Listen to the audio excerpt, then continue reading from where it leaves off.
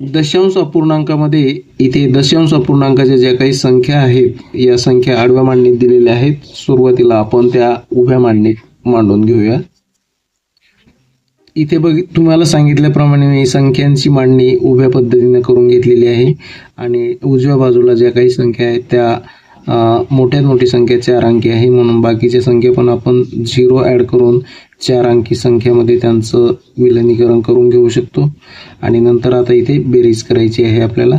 इथे उरतात 2, 4 आणि 7 11 + 1 12, 12 शिल्लक 2 हातचाला 1, 1 आणि 5 6, 6 आणि 6 12, 12 शिल्लक 2 हातचाला 1, 1 आणि 5 6, 6 आणि 4 10, 1 आणि 5 6, 6 आणि 6 12 आणि 4 16, 16 शिल्लक 6 हातचाला 1, 1 आणि 4 5, 5 आणि 4 9, 9 2 11, 11 शिल्लक 1 हातचाला 1, 3 आणि 1 4 आणि दशांश आहे त्या ठिकाणीच आपण देऊ.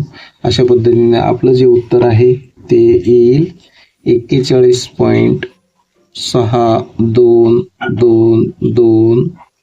हे आपलं फायनल उत्तर असेल.